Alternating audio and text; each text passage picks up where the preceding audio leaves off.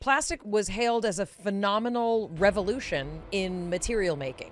What's the story with microplastics? Like, we are just starting to learn about how much of this stuff comes off. And the things that you would think are in the equation would be very surprising. Cleaning products, carpeting, paint. Water evaporating off of the sea contains microplastics. So that means it's in the rain. This is beyond far-reaching. What will dramatically increase the absorption of that BPA into your skin is... Stop it! But there are people that are interested in saying, hey, what can I do today in my own life? We can avoid these toxic compounds and still build things for a reduced price and not have to introduce these things to the population.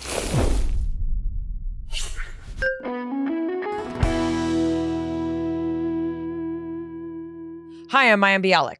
I'm Jonathan Cohen. And welcome to our breakdown. This is a special MBB report. Thanks for being with us. There's an enormous risk to your health that so many people don't know about that we're going to talk about today. It's something that's been normalized. Many people have ridiculed it. It is now moving from the fringes right to the mainstream. It has to do with what we eat. It has to do with what we wear. It has to do with how we cook. And it has to do with literally what we breathe and what gets into our bodies. It's incredibly pervasive. Not thinking about it sets ourselves up for a variety of problems. There have been links between this health risk and potential coronary disease, increased risk of certain cancers, and disruption to the endocrine system. What are we talking about? We're talking about microplastics and nanoplastics. We're talking about BPAs and we're talking about PFAs. We're going to be talking to Dr. Roger Seheult. He is a quadruple certified physician. Dr. Seheult is an associate clinical professor at University of California, Riverside School of Medicine. He is also an assistant clinical professor at the School of Medicine and Allied Health at Loma Linda University. He is quadruple board certified in internal medicine, pulmonary disease, critical care medicine, and sleep medicine.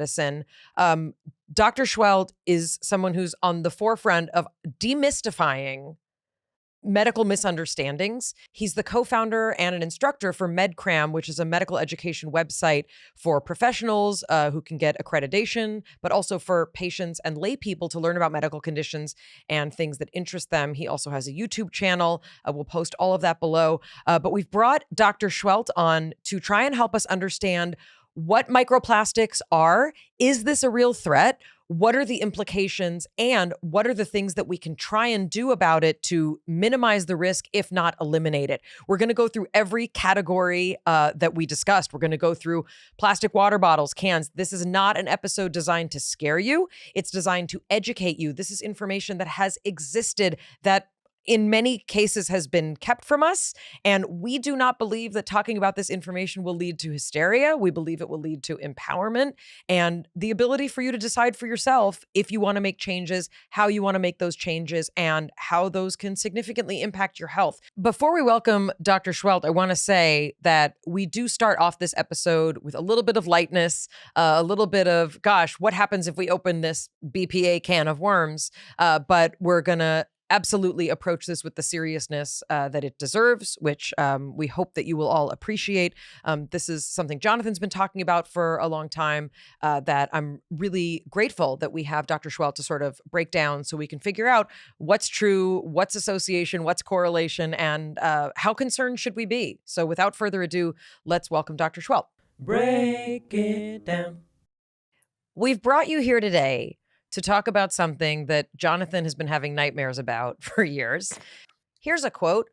Plastics are probably one of the largest exposures we experience as humans. It's been ongoing most of our lives and our parents' lives. Plastic was hailed as a phenomenal revolution in material making. Like, people used to wear bras made of, I don't know, aluminum. I don't know. But, plastic is one of these things. Like, this was a great thing that we humans crafted. What's the story with microplastics? Yeah, so plastic is a great substance, has great benefits. It also, we're finding out, has a lot of risks. So let's talk about the benefits and why it's become so popular. It's light, it's strong, it's malleable, you can recycle it.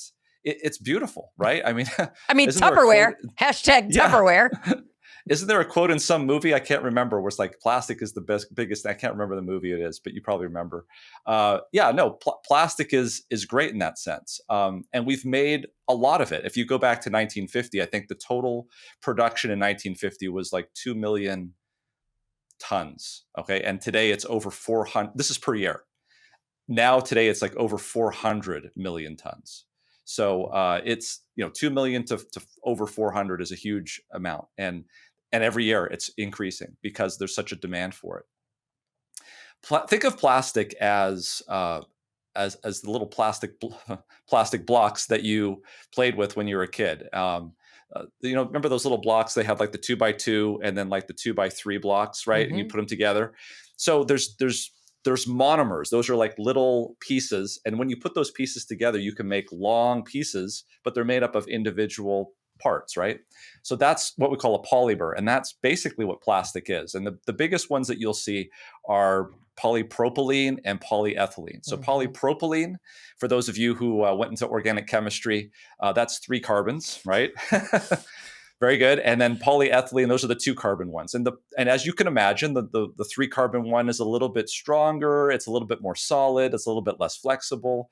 And the polyethylene is a little bit more of the opposite. So it's more like the pouches, the plastic bags. That's basically it. The problem is that these substances they can have water sort of penetrate into them. Sometimes they're not as durable. They can break down. And so if you take those plastic blocks that you use and imagine like putting crazy glue and sticking them together to make sure that they are durable, to make sure that things that can't get into them. Those are the things that we often see as consumers, like, hey, what's in that plastic? And BPA and all of these sort of things. So these chemicals that they're putting into the plastics are trying to make them either more durable, last longer, be less brittle, for instance, and then resist water and oil, not staining. So these are ways of making those creations that we make out of these blocks last longer and be around for a longer period of time. So when we talk about microplastics, there's actually 2 aspects. There's the blocks themselves and what effect they may have on the human body. And then there's the glue that scientists have developed over time to put those blocks together. So I'm sure the discussion will be on sort of both of those topics. What we're practically talking about is that, I mean, I'm going to go really, really meta here.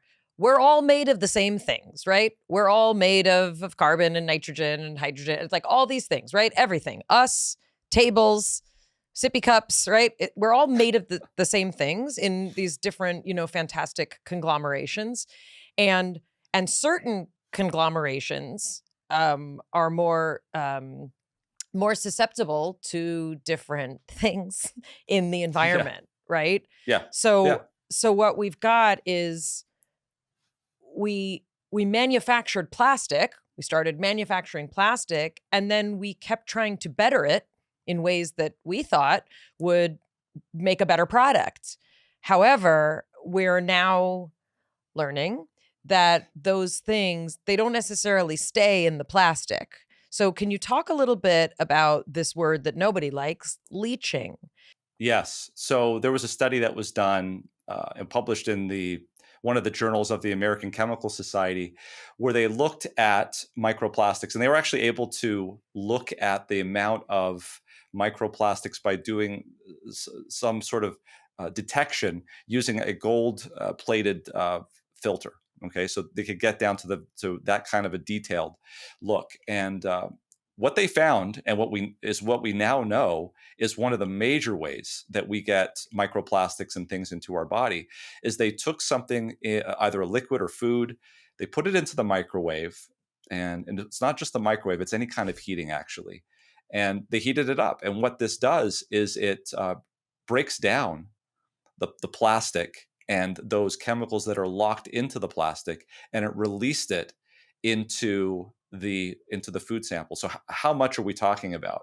Well, in this particular study, they looked at different compounds. They looked at the polyethylene, which are the pouches. They looked at the polypropylene, which are the solid state containers. And they looked at different types of substances, those that were acidic that you might see, for instance, in like tomato sauce or fruits, and those that were neutral that they use Mm. like distilled water for. So they did a wide range.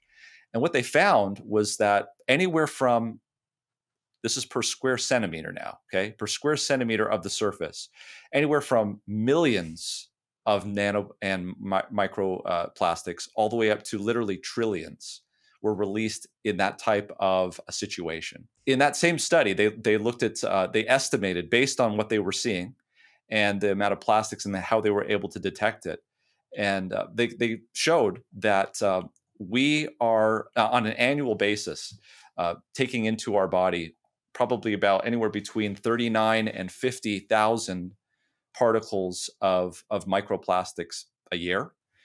And it just goes up. If they include inhalation, that goes up. And then if they add, and this is the real kicker, this is the one that kind of floored me, people who drink tap water versus bottled water. That was a huge distinction because bottled water could add up to 90,000 particles versus just 5 for tap water. Like, we are just starting to learn about how much of this stuff comes off, and the things that you would think are in the equation would be very surprising. Let me give you an example. For instance, when you get the receipt paper, you asked the question about receipt paper.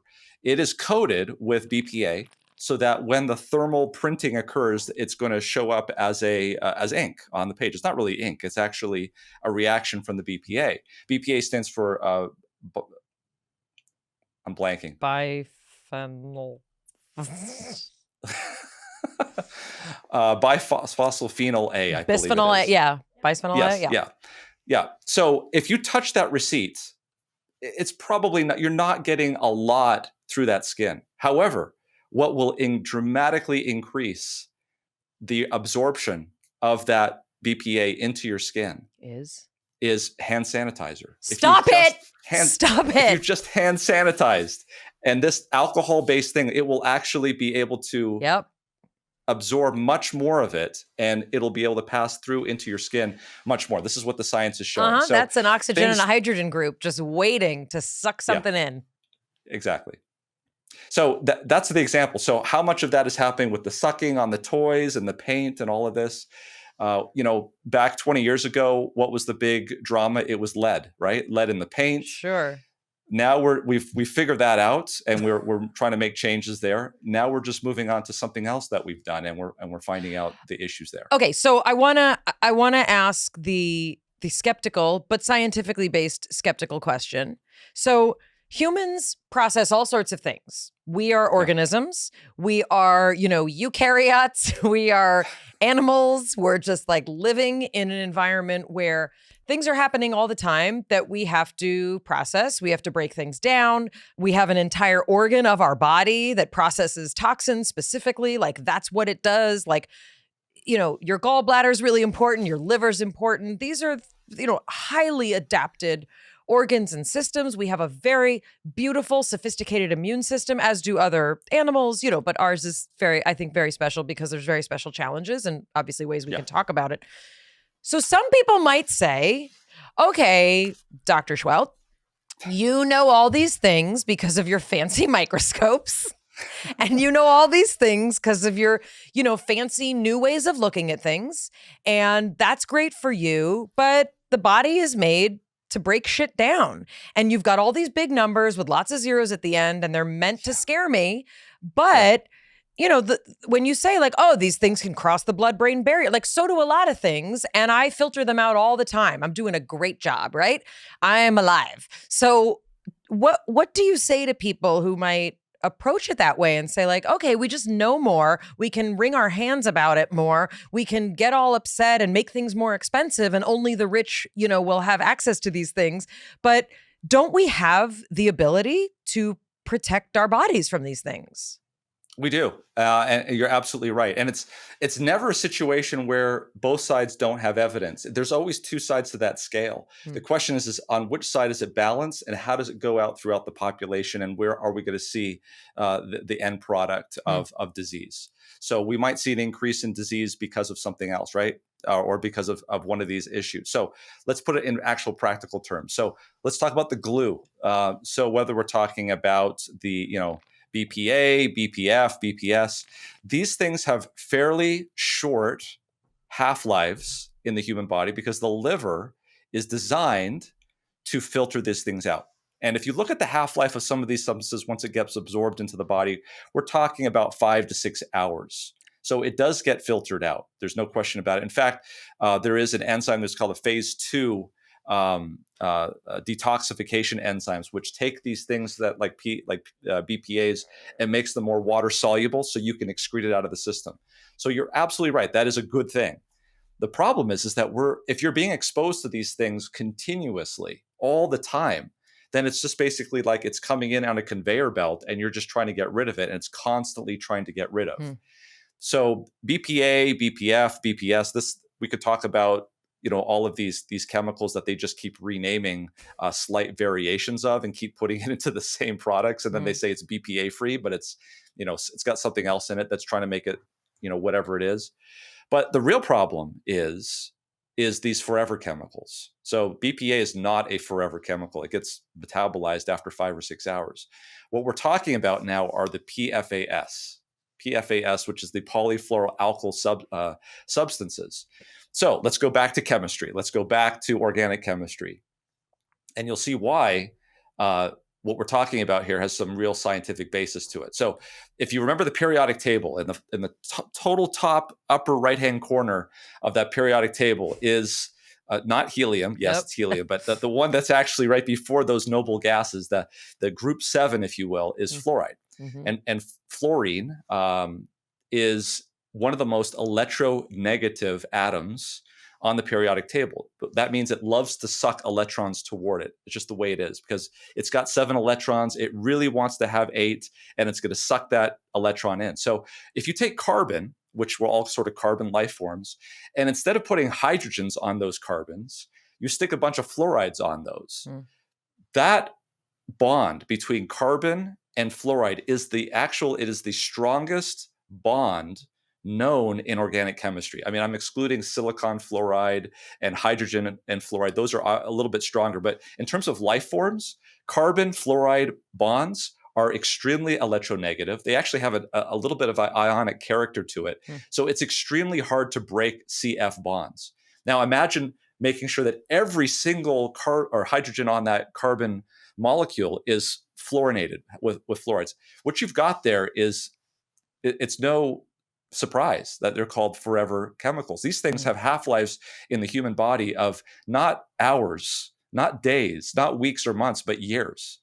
And these are the real issues that we have concerns about. They have been shown to have issues with disrupting endocrine systems. I know you have a PhD in neuroendocrinology, so you can certainly pick this up where I may leave it off here. But not only are these chemicals simulating some of the hormones, but they can also interact with the receptors for hormones. And so what we see in animal models, and we're starting to have theories and hypotheses about in the humans, is that it can disrupt fertility, it can disrupt all sorts of things when these things hang around for long periods of time.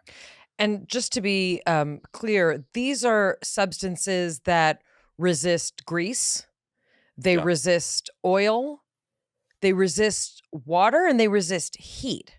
Is that right? Like that's the sort of category that we're talking about.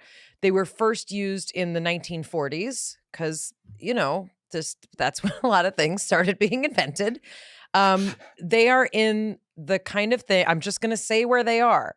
They're in stain-resistant fabrics.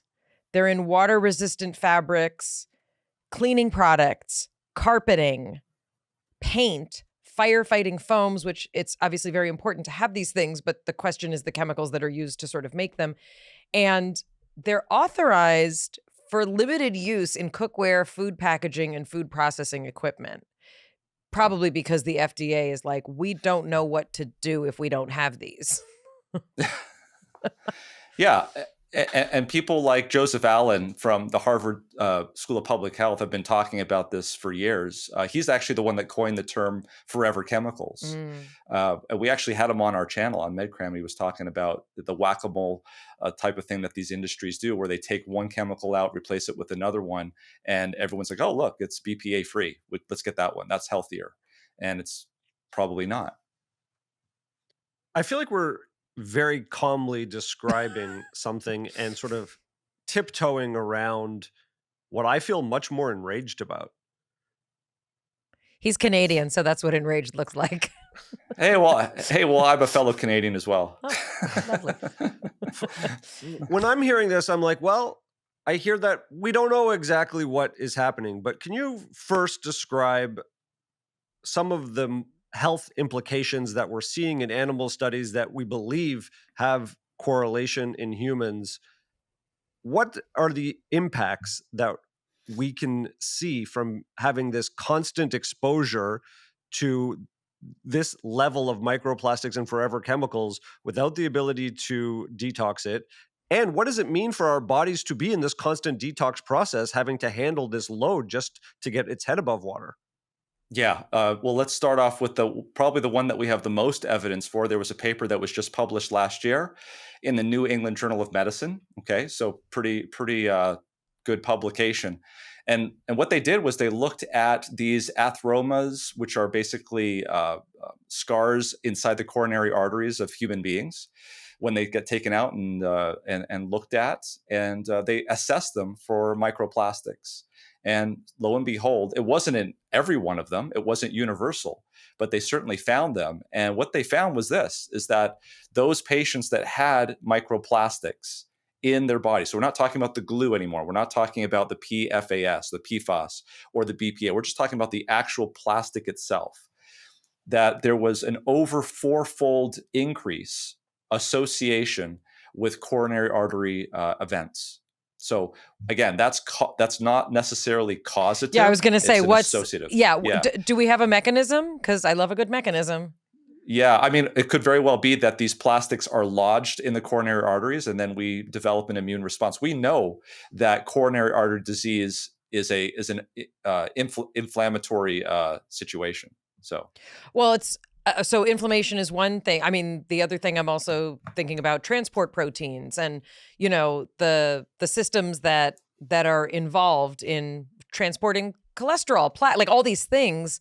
Those can be disrupted in many ways and are often regulated kind of from an endocrine level. Yeah, exactly. And we know that there is endocrine dysfunction that is occurring at the level of in these animal studies. So again, these are animal studies. We haven't done the human studies, or if they are doing them, I'm not aware of them. They are looking at this, though. Obviously, this is the hypothesis. Well, Dr. Schweld, I'm just going to say it.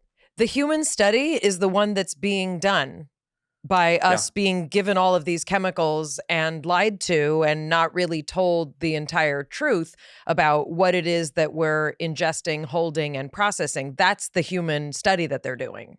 We're it. Yeah. Explain to us a little bit more about what does it mean to have endocrine disruption? Basically, the way cells communicate, one of the ways that cells communicate with each other is with hormones. Cells create proteins. Those proteins go throughout the blood, and they latch on to the receptor. And what those hormones do is largely based on what the cell receptor is going to do with that message. So whether it's diabetes, whether it's for insulin, whether it's glucagon, whether we're talking about reproductive systems with FSH, LH, whether it's the cortisol from your adrenal gland with ACTH. These are all very, very important substances and processes that are going on in the human body. So TSH for the thyroid, growth hormone in children. These are all proteins that are secreted from the hypothalamus and the pituitary gland together and control basically many of these processes in the human body. So summarizing, pretty much every biological process in the human body can be disrupted through having too much microplastics and these forever chemicals. Like I'm simplifying it and asking for these explanations, because Yeah. it's a little insider baseball between the two of you. And I think it's important to really hit the nail on the head about, look, we're talking about a level of disruption and exposure to a substance that is new in the last 60, 80 years that hasn't happened before. And this is an experiment. But what I'm trying to sound the alarm on is that for people listening who are like, yeah, but my cup of coffee is really great, when we know that 15 minutes of hot liquid in a cup of coffee is releasing however many trillions of units of microplastics into our bodies, we have to know what that is in order to make a conscious choice of, am I going to bring my cup with me? Yeah. Am I going to get absolutely. angry at my coffee shop for saying, no, I'm sorry, we can't fill that up for you? And which is something that has happened to me, where they try to put it in a plastic cup, and I have to say, please do not do that. And then they look at me like I'm crazy, and then they put it into a metal measuring cup and then put it into mine. But where I'm going is that I think we need to fundamentally rethink some of the assumptions we have, which is, I don't leave my house and expect that every one of my needs is going to be catered to with disposable utensils and plastic plates and takeout containers, because there's a big trade-off that we're not being told about. Absolutely. Yeah. And this is not the only topic of discussion where we've seen in the last 50 years this type of a dramatic change. There are other fields that maybe for another discussion. I would like to kind of build on that because, I grew up in an era where we did not wear seatbelts.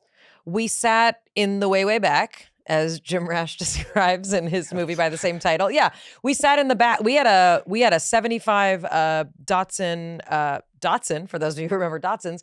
We had a 75 Datsun station wagon, and we would frequently sit in the trunk with our arms on the back of the seat, peering at whoever was sitting in the middle row, just because it was fun to sit back there. Many of us grew up at a time when people smoked in your face. Your parents smoked in your face with the windows rolled up in a car. Those things we thought, well, that's never going to change, right? I mean, cigarettes were advertised to children. Like Joe Camel, it was we smoked candy cigarettes. We had those candy we thought we were so cool, right? Another thing, drunk driving. We were like, that's never going to change. We were able to turn that around. Jonathan Haidt, the anxious generation, he was told you will never get people off their phones. And indeed, we have a movement that has swept the globe of kids having to put their phones by the door when they walk into classrooms, right? So there are things that we think we cannot turn around. I'd like to believe this is not impossible, but I think there's a lot of fear about either causing hysteria or an hysterical reaction. So what Jonathan is talking about is this is beyond far-reaching. It's ubiquitous. This is a ubiquitous system that we're part of. Can you talk a little bit about what it would be like to turn something like that around? Well, just before we get into turning it around, I feel like we still need to list, I think people are still not aware, I could do the list with you. We can pass it back and forth, but cutting boards, cooking utensils. When Jonathan talks about coffee cups, he's talking about the paper cups. Yeah. I mean, the bottled water needs its own category of conversation, but that's blowing my mind. Cooking utensils, cutting boards, anything that's that kind of hard, durable plastic, nonstick pans. Apparently canned goods, things that are canned. No, and that's important to know because those canned goods are lined with this plastic. I saw a YouTube video or some sort of short on YouTube. It's in my mind where they actually put the can into something that dissolved the metal, and you could see that was left behind was this plastic pouch that lines the inside of all of these aluminum cans that we think, oh, it's metal, it's got no plastic. It's lined with plastic. Canned drinks, food storage containers. For those of us who use stainless steel and glass, and our children are like, my lunch bag is so heavy. That's why. Tea bags, coffee filters, plastic wrap, parchment paper that is lined with plastic. In addition, things like air fryers and toasters, things like that. The next level, like synthetic clothing. Oh, We yeah. all have that like cozy blanket that you're like, how did they make it so soft? They're Guess poisoning what? you. They're poisoning you with softness. It's in Polyester. polyester. It's a polyester. And Yeah. this is something that we're sleeping on it. We're spending whatever percentage of our life And I was just going to on add to it. that too. While you're on the topic of sportswear, when you're sweating, these clothes that are designed to wick away the sweat. Underwear. You know how many Yeah. times they've talked about wicking away moisture from my hoo-hoo? It's a whole industry. I don't know. A lot. It's an entire industry of wicking moisture away from ladies' hoo-hoos. Yeah, and by the way, and that came up in one of the studies, is when they looked through the human body to see where the microplastics were showing up. Obviously, the GI tract, obviously the lungs, but the urogenital tract was another place, very concerningly as well. This is something we've talked about here before, but I want to underline it for this conversation. Beauty products. Absolutely. Like, this is a real big one. This is a big one because you're literally putting it on your skin. In many cases, you're being told exfoliate first so that your skin can absorb it better, so that you clean. I mean, it's a thing. This is literally, I mean, it's got to be one of the largest earning markets, right? Is beauty products, which has now spread. It's not just for women, men too. A lot of our athletic wear, yoga pants, when did those get invented? Everybody wears them all the time. I've talked about this a lot. What was it, 20 years ago only that they didn't exist? And now what they're studying, they're finding that almost every single brand of yoga pant has forever chemicals lined in them, and they're being slapped onto people's bodies directly against the skin in very porous areas, and people are leaching in these chemicals. We've seen in animal studies that the immune system does have a response and goes to attack the plastic, but of course the plastic doesn't respond to that. Is that accurate? Yeah. I mean, other than breaking down and releasing new particles, but yeah. So the immune system is able to sort of break down the plastic into further microscopic particles. And then is it better to have clumps, or is it better to disperse them? It's better to have clumps because you have less of a surface area to disperse the glue, if you will, and these chemicals that are leaching out. So what often happens in the human body, I can speak to things like silica. Silica is one of the most abundant substances on the planet, basically sand. And we actually have a condition in the lung called silicosis, where you inhale particles of sand. The immune system will surround these particles of silica, and nothing happens to the silica. They just form these clumps of hyperimmune cells, and nothing gets broken down, unfortunately. And I'm pretty sure this is exactly what's happening in the human body to plastics, because this is exactly what they saw in that New England Journal of Medicine article, where they saw in these atheromas, in these lesions in the coronary arteries, they were actually able to see microplastics in there. What is the effect, and I know it needs to be studied more, but what is the effect of having the immune system activated when it's not an active disease threat? Yeah, it's autoimmune conditions. You name it.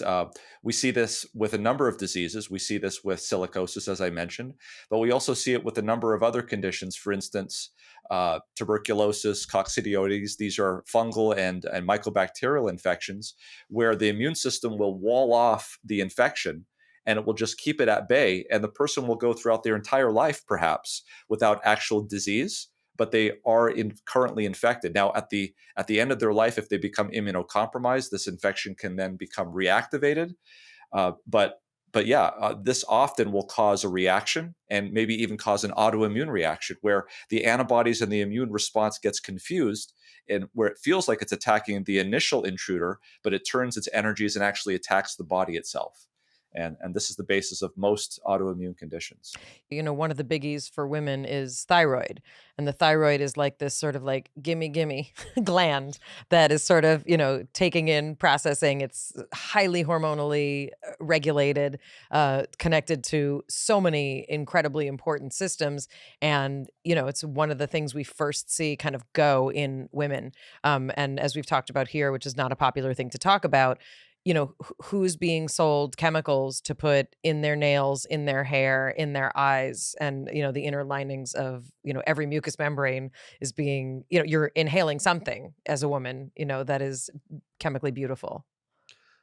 Yeah. No, and just to speak to Jonathan's point even more in terms of how pervasive this is, it blew my mind. But, water evaporating off of the sea contains microplastics. So that means it's in the rain. They've looked in the tundra. They found microplastics in the tundra. So there's really no way you can escape to. This is in our oceans. And if you look at salt, for instance, people consume salt. There's a difference between the type of salt that you might consume in terms of the microplastics. So if you actually get sea salt, there's going to be a high proportion of microplastics there. If you get salt that comes from rocks that obviously were formed well before the 1950s, there's going to be a relatively much less a level of microplastics in that type of salt. Sorry, I'm looking at Jonathan, and his organic sea salt is flashing before his eyes. We're going Himalayan and nothing. It's like Himalayan salt or bust. The salt conversation is a whole other beast. Up until the 90s, it was legal and considered reasonable to dispose of plastic in the ocean. We're now studying our fish supply, both small fish and large fish who are eating the small fish, to see the amount of microplastic happening in fish. So when we're encouraged to eat fish for our brain health, now we also know that we're getting an enormous amount of microplastic load. Can you talk about the brain? I've heard that it potentially gravitates towards the brain because of what how the body is coding it and processing these microplastics when they're going through the liver. So there's microplastics and there's nanoplastics. And microplastics is anything from 0.5 centimeter down to a micron, which is 1,000th of a millimeter. And then anything less than that, we're talking about nanoplastics, which are basically so small that they can go right through the blood-brain barrier. They can go into the cells. They can do all sorts of harmful things, we believe. But yeah, no, that's these very small particles, these nanoparticles. And by the way, these are some of the particles that we saw in that study that were released when they did microwaving of food products in plastic containers. Those are the things that went off the charts. So if these things go into the brain, obviously the brain is extremely complex and there's all sorts of hormones, and these things can disrupt not only the neurons themselves, but also the supporting cells that allow these things, these processes in the brain to continue to work normally. And of course, if those are affected, then things aren't going to work. There's a neuroglymph system, which allows lymphatics to drain from the brain. These are all, possible ways of mitigating some of this microplastic aspect. But again, this needs to be studied, and it's difficult to do in human beings because obviously it's invasive. So I think more study needs to be done. Given that it's in the food supply, given that it's in the rain, given that it's in the ocean, it's not really about preventing exposure. It's about reducing exposure. As Mayim, you're talking about load and how much we're being exposed to, because while more we don't exactly know the impact, it can't be better for us. So, well, I mean, some could argue, and I guess this is a question, is it too late? And this is just sort of the cost of being human right now? Is that how we should look at this? Like, what's your personal take? I cannot accept that, by the way. Right. Before you give that take. But I think it's an important point, because this is a psychological point. Because there are people who feel like this is the cost of being a human in this revolution of the industrial age. This is the cost. This is what we've brought upon ourselves. I was talking to a friend of mine who's a devoted Buddhist who was like, I just would like to reduce suffering today. So I'm going to live my life today to the best of my ability. It's more of a psychological decision or kind of approach. Well, Mayim brings up a great point, because here's the thing. We know that microplastics probably has risk that is adverse affecting. But the thing that we have to understand is that there's so many other things that can also affect us in risk. And particularly, I'm gonna point out that people who are constantly in fear for a particular thing and perseverate on it and actually become overwhelmed. And we see this sometimes, not in terms of plastics, but in terms of other conditions. It can actually affect them and cripple them so much, it's actually worse than the actual thing that they're afraid of. So we have to realize that there's a balance that we have to take. And as it turns out, I believe, and we can talk about this as we go on, there are some pretty simple, low-hanging fruit things that we can do to substantially reduce our risk of getting these microplastics, realizing that we can't eliminate every single risk that we're exposed to. I'm into that. And I want to hear it. Okay, yeah. All right. So I'm all for the reduction. Yeah. And realize here that I want to be clear that in no way do I believe that any of these things that I would suggest to do is simply trivializing the whole problem. These are things that will not prevent these things from getting into the environment. We obviously have to be good stewards of the environment and do what is responsible. But there are people that are interested in saying, hey, what can I do today in my own life that can potentially improve and reduce microplastics? And you guys probably know just as well as I do, but let's start talking about that. In general, anything that's getting hot is in theory more susceptible than something that's not getting hot.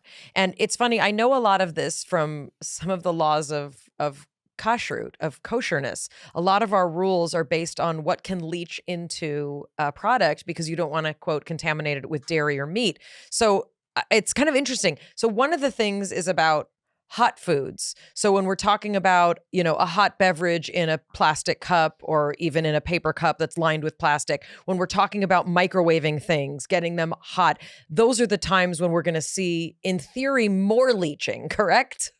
Yes. Absolutely. This is the laws of thermodynamics now that we're talking about when we're talking about molecules. Is heat allows things to degrade faster, reactions increase. And that's just one of the things that is absolutely true. In the study that we referenced before, whether it's microwave, whether it's on the stove, whether you're heating it up, these are all things that will dramatically increase the amount of leaching and breaking down of the plastic into the product. Okay, so in this case, if you're going to heat something up, heating it in glass is a good idea. That's just like, at this point, glass is safe. Yeah. So remember, though, when you're doing this, oftentimes when you're at work and you put things into a microwave, you've got to be thinking about some of your colleagues and making sure that your food isn't splattering everywhere. So what do you put on top of the Pyrex that you're now doing it safe? A piece of BPA. Exactly, a plastic container. So you're like, okay, well, maybe you should put like a napkin, because you could also put saran wrap, right? And again, you could also just watch it. Don't heat it till it splatters, and no one needs to have an issue. See, and this is the thing, is like everything you reach for, you start to realize it's got plastic in it. It's almost like the end of a horror movie where we are living in a horror movie, Dr. Schwelt. Yeah. That's exactly what this episode is. Okay, so heating things. Putting a piece of paper towel over it. I don't know. We haven't talked about paper towels yet, but hopefully they're okay. I don't own them, but okay. So okay, so we dealt with heat. Let's go into water bottles. So the most ubiquitous thing, and especially as someone who works in the industry, is like crates and crates and crates of plastic bottles. I grew up in a time when no one drank water. Does anyone else remember this time? Like, no one drank water. You were always drinking like soda or juice, or like, I don't even know what was happening. I never drank milk. I never drank water. And now everyone, we were told, drink water. It's so good for you. You're made of water. What do you do about plastic and water? Yeah, so invest in either a glass container, which is well wrapped up and it's not going to break, Pyrex, or invest in an aluminum one that's not coated with a plastic, and carry that around. And you'll see that we're actually making progress, because when you go to the airports, when you go to these places, you'll actually see. Exactly. And so, and as you were saying, Jonathan, going to your favorite coffee place and asking them to do this. I've heard now that some of these coffee places will actually give a discount if you bring your own cup and allow them to fill it up. So I think that we're turning a corner there. If enough people start to ask for it, and hopefully listen to this podcast, and we can start to make a revolution of change, then they're saving Yeah. you the money that you'll need for your autoimmune condition that you're going to get anyway. And they don't need as many cups, right? So Right. So this water that I'm putting in my bottle, instead of drinking a plastic bottle of water, that water, you want to have it filtered, right? Yeah. Like, Yeah, do I ask you if I want fluoride in my water? That's a great question. So, there are a number of products on the market, depending on how much money you want to spend to take out these things. So if you want to spend a decent amount of money, but you're not willing to spend the whole bank on it, a carbon block filter can filter a lot of these things out. But and especially if you get a casing that's aluminum, but the filter themselves have plastic, so you're trading off big things for smaller things and less. You're cutting it down. If you really want to, spend the bank and you want to completely eliminate microplastics, the way to do that would be with reverse osmosis systems. Right. The drawback with that is that there are healthy minerals in the water. They also get removed as well. So Yep. you have to add those back in. And remineralizing water has had some issues. Yeah. So there's a downside. And this is the thing that I was talking about before. You could become so focused on one issue that when you go to and we all know about diminishing marginal utility, right? The first candy bar that you eat tastes the best. The second one, not as well. The third one, even less. The more money and time you put into eliminating plastics, each dollar that you're spending is going to eliminate less and less and less and cause more problems. So it's a balance. Another simple thing that I think we should talk about, if you haven't gotten rid of your Teflon or your whatever that makes nothing stick to it, I understand it's a real drag when things stick to your pan. I get it. I've lived it. There was a time that I ate eggs and had to cook them, and I totally get it. But that's like a big one because we're using that stuff all the time. There are a few very, very expensive options that don't have those chemicals, but the story is you may become friends with a cast iron skillet. That might be your new friend, but there's also issues with cast iron skillets. So finding a way to cook that doesn't involve that non-stickness. And, also we were all raised with television showing us that the ideal is for that omelet to just slide off the pan. Like, I know it. And I remember as a child, I'd be like, I want that life. I want to be that lady. And but the fact is, this is the kind of sacrifice that we're sort of talking about This is a level of convenience that we have all enjoyed. It was great while it lasted, but it is time to find other solutions. You're not going to have that picture perfect omelet experience. That's just the truth. Exactly. And imagine, again, we just talked about heat. Like, we're not talking about heating things up in a microwave. We're now talking about such extreme temperatures on the stove where you're cooking that you're really activating these things, and they're leaching, no question about it. Yeah, it's time to get rid of it. I'm going to post, I have this one pan that's my latke pan, because latkes, you really don't want them to stick. I'm ready to part with it. I'm going to do it. I'll post a picture of it on the internet. What's interesting, what they found in the study is that when they found that the most amount of microplastics was when you were cutting up vegetables. And I remember when I talked about this on our YouTube channel, someone called in and said, well, it's probably because, you've really got to push down on that knife to cut those carrots. And that's when you're deforming that plastic cutting board the most. And it makes a lot of sense to me that that's exactly what's happening. And I will say, as someone who's been using wood and bamboo for years, They do wear out. I'll be honest. They do. You know, if you want to be that person who's like seasoning your cutting board with mineral oil, whatever, I'm sure there's a reason you shouldn't do that either. But yeah, this does mean that you may end up replacing them. But in this sort of toss up of environmental impact and biological and endocrine impact, there's going to be a trade off. There's not a perfect solution here. But having a cutting board that you think is going to last forever, it's actually not going to last forever, and it's going to last forever in a special way inside of your endocrine system. Exactly. I mean, a bamboo wood, I'm sure, has a half-life that's much shorter, and it's probably not affecting your endocrine system. Yep. Yeah. Jonathan, any other categories? Oh, the other thing, and this is, you know, having a reckoning with your beauty products is really, really a hard one. I don't even know how to touch that. I mean, I've had Only to do you can it. touch that one. Right. I mean, I've had to do it. Yeah, I've had to do that myself because I have a system that let me know when things weren't working for it. And you know, it's kind of interesting having an autoimmune situation where your body is that sensitive to the things that we're all sensitive to. It's just some bodies are going to show it sooner than others. Can you talk a little bit about the BPA fallacy? We all were taught, or we were all sold this idea that these companies were really going to do a massive service for our health and take away the toxic chemicals. But it turns out that isn't the case. Yeah, so actually, Joseph Allen from the Harvard School of Public Health came on our channel, talked about the whack-a-mole, and that's what this is. It's basically BPA.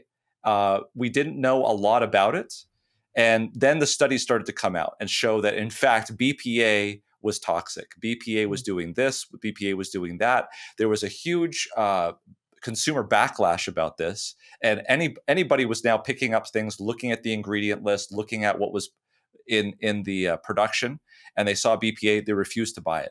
So what happened was the scientists, the evil scientists, went back and they found other substances that wasn't called BPA, and they started to put that in place of it because it did the same thing. And remember, what's the purpose? Why would they want to put BPA into plastics? Not because they want to be evil. It's because they want the product to be stable. They want the product to not be brittle. They want it to last, durability, and that's what this product does.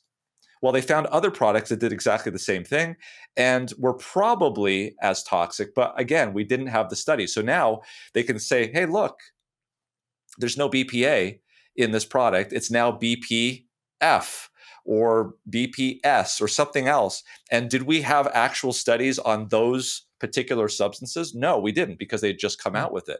And so that's what this toxic whack-a-mole is called. They now call it regrettable substitution, which is kind of a misnomer because it's almost like, oh, I'm sorry, we slipped up and we substituted this. But it's all very intentional, and it's using this thing so they can be able to say, we don't have studies that show that these chemicals are toxic. But the thing that you have to understand is that the absence of evidence doesn't necessarily equal the evidence of absence. So we believe this. And so actually, in talking to Dr. Allen, he was saying that they're actually putting together programs, and they're actually showing that they can build systems and they can build things where they say, we don't want to have any of these toxic chemicals, no matter what they are. And they're able to actually build things that don't have these toxic chemicals in it for the same price, and that we don't need to do this. And so I think what they're trying to do is to show the world of industry that we can avoid these toxic compounds and still build things for a reduced price, for a reasonable price, and not have to introduce these things to the population. So hopefully that gains traction. But you're absolutely right, Jonathan. These companies, this is exactly the strategy that they invoke. The marketing effort wasn't. Now with BPF, where we don't know what the impact was, the marketing was BPA-free. We know that you are going to be safe, or the implied assumption was you're going to be safe. Oh, I totally. I mean, I remember when my first child was born. This is back in 2005, and we were trying to look, and my wife's like, "Hey, I just saw a video on BPA. We cannot get anything with BPA." Yeah. So we've got those things. We've got BPA-free, whatever it is. I literally was intimidated by my 15-year-old because I thought he'd complain that his lunch was too heavy. because I was Yeah. sending him to school with glass containers. And I finally kind of had to get over it. And I was like, so this is the lunch container that you're going to have. And he's like, gosh, that's really heavy. Okay. That was it. End of story. And the conversation was like, this is how we're going to do this now. We've got a couple really precious glass containers. Do not leave them at school. Don't leave them at your dad's. This is how we eat now. He won't use the bamboo fork. I can't get him to do that yet. He still is taking a plastic fork, but I figure like I do what I can. Speaking of things that need to be redesigned, which I'm very excited that there are teams working on that, can you talk about black takeout containers and the evidence that has recently surfaced about the chemicals that we thought had been legislated out and are still in there? That one I'm not too up on. You must be getting out. Tell me about it. I'm interested to hear. The short version is that there's flame retardant in these black plastic takeout containers that are used by, restaurants all over, and that specifically black plastic utensils have been shown to have flame retardant in them at levels that were previously known to be harmful, and that we had legislated the end of, and turns out that they were never actually removed from the system. Wow. So those little packages that we get of the spoon and the fork combined, and those things with the lids on them, those are flame all retardant. Wow. Yeah, leaching flame retardant, as well as the microplastics. It's just on CNN and other mainstream outlets. This is not underground information. So the interesting thing about that is I haven't done research on this, Jonathan, but I imagine that there's probably just a few places that manufacture those, and they get distributed everywhere. So that's interesting. Dr. Seheult, please tell people where they can follow you. You have such an incredible amount of information about the flu, about COVID, about general health prevention, not just about microplastics and things that, as your wife said, will make people want to jump off a cliff. Please let people know where they can follow you and where they can learn all about your work. Great. Yeah. So the first place is at YouTube, which is MedCram. So MEDCRAM. If you type that into YouTube, you'll get to our channel. And also for healthcare providers, for people that are interested in learning in school, or for just people who want to know more about their medical condition or medical conditions in general, we have our website, medcram.com, where we have continuing medical education, even lectures and courses for students at universities and things of that nature. Wonderful. Thank you so much. You made this very palatable, and I'm only a little bit terrified. Thank you very much. It's Mayim and Bialik's breakdown. She's gonna break it down for you. She's got a neuroscience PhD or two. One fiction, and now she's gonna break down